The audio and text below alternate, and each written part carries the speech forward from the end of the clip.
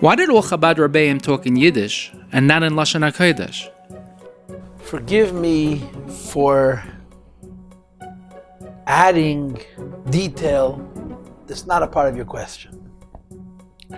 I want to begin with a very short thought about Lashon Hakodesh, and the source of my thought is Amir Nevuchim, which the Ramban quotes in the beginning of Pashas Kisisa when he's explaining that the Machatzis HaShekel was B'Shekel HaKodesh.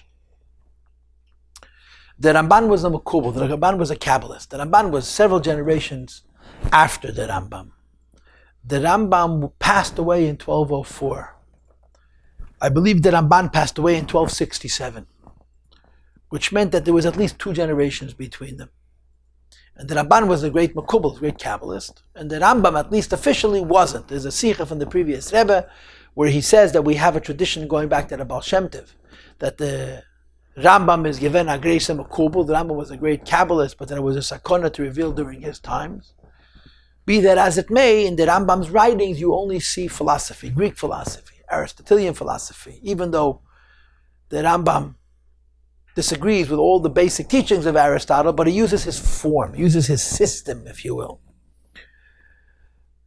So the Ramban quotes the Rambam often.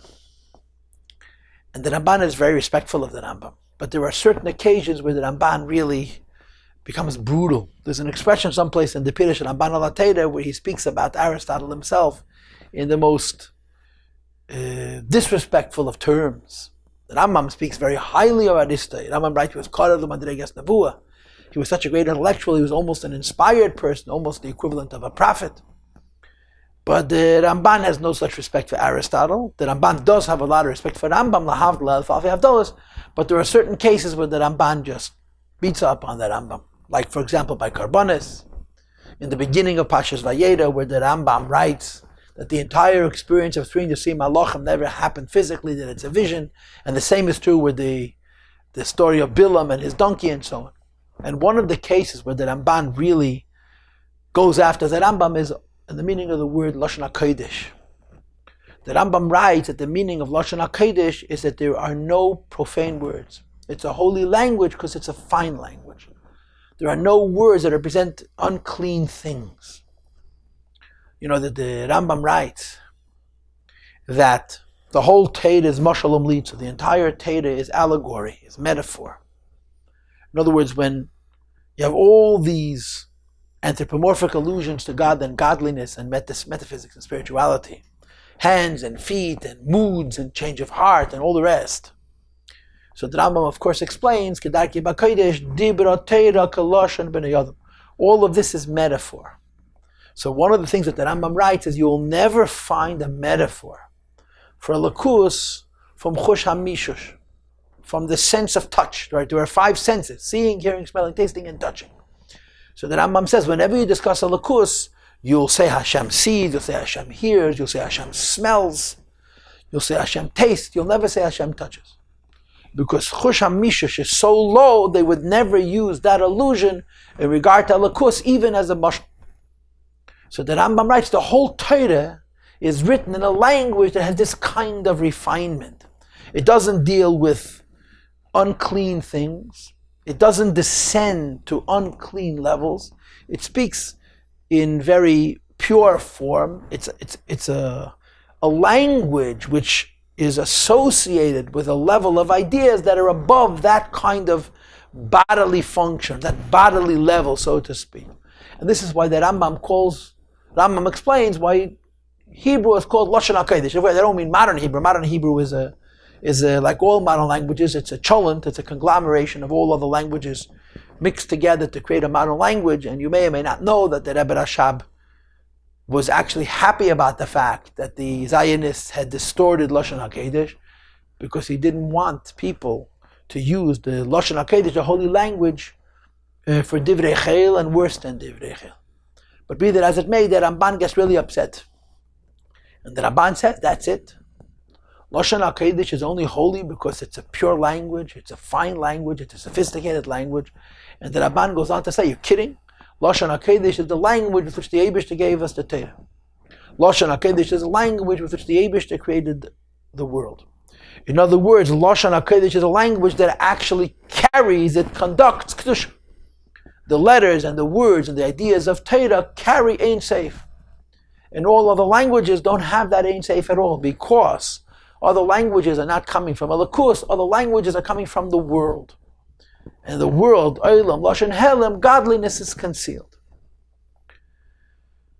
Which is, of course, why Torah is supposed to be spoken dafke in Lashon Hakodesh. When you write Divrei Torah, you're supposed to write them in Lashon Hakodesh. When you speak Divrei Torah, you're supposed to say them in Lashon Hakodesh. There were actually Yidden in this world, and perhaps some of them still exist, who had a minig that when they would learn Torah, they would learn in Lashon Hakodesh. And when they would discuss parochial things, they would change to whatever other language they knew, whether it was English, or it was French, or it was Spanish, or it was Arabic, and so on. Or it was German. Nevertheless, there were certain Gedolei Yisrael who dafke wrote their Sfarim in other languages. And it begins in the Chumash itself, where you have two words in Aramaic, Yigar Sadusa. And then in the Tanakh, in Ezra, and Nehemiah, and Daniel, you have whole prakim, whole chapters written in Aramaic. And then, of course, later on in the Gemara, the entire Gemara is written in Aramaic.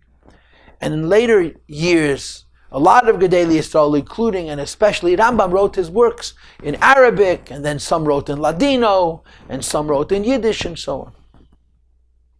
So, of course, on a simple level, the reason this was done was because this was the Lashem Am Va'am, or like the Me'am Loyes, Am Zu. It was the language of the people, and of course, when you write a sefer, you want your audience to be able to read it. So they wrote it in the language with which people were familiar. But Chassidus takes it to a deeper level. And Chassidus argues that the translation of Torah into other languages is elevating the other languages. We all know that one of the important purposes of all of creation is birur, to bring a clarity and upliftedness to the world.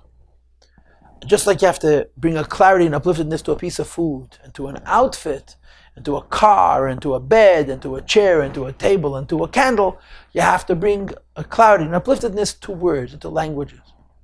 By speaking Divrei Torah in Safes Acheres and other languages, they were uplifting them, they were correcting them, they were bringing them into the realms of Kedusha. Which is the explanation that the Rebbe brings in the Siches for why the Rebbeim spoke Torah Beis Lamed Al. This is the Yiddish Hakodesh Shemir Chafei and Tanya, B'Lashon Yiddish Dafka. They specifically spoke in Yiddish.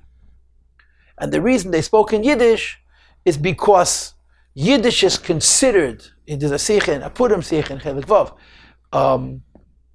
a Yiddish Golus Sprach. It's a language of the Jewish people, but in times of Golus, meaning to say it's unique to Jewish people, but it's not Lashon Hakodesh. It's not coming from Hashem. It's coming from the world. Yiddish is an adaptation of German and so on. And of course, you had the Old French, which Rashi used, and you have the Ladino. These were languages that were unique to Jewish people, but they're not Lashon Hakodesh. And the point was, you wanted to elevate these other languages, and by the Rebbeim speaking in Yiddish, they were giving a koyach to elevate all of these languages. And as I mentioned on a previous occasion, that the Rebbe would always point out that the idea of translating Chassidus into other languages is associated with the events of Yud Beis Tammuz. Why is that significant? Because we have the mashal from the Medrash that Yidden are compared to an olive. When you squeeze an olive, it gives out its oil. So the Rebbe goes to jail. His life is in a sakona. You're talking about a Rebbe, a tzaddik, and a Shama Klolis, an Asi B'Yisrael. And when he emerges from jail, he's on a much higher level than he was before he went in.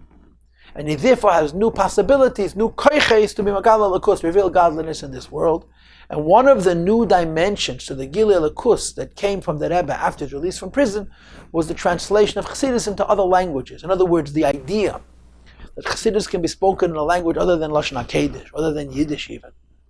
And yet it should be loyal to the inspiration and to the spirit of Chassidus is a special koyach.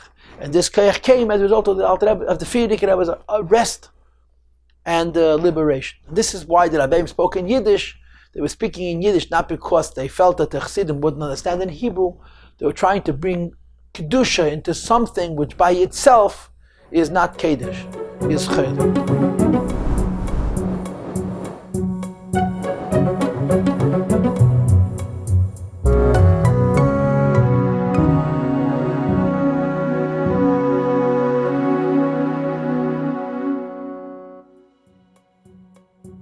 Shalom.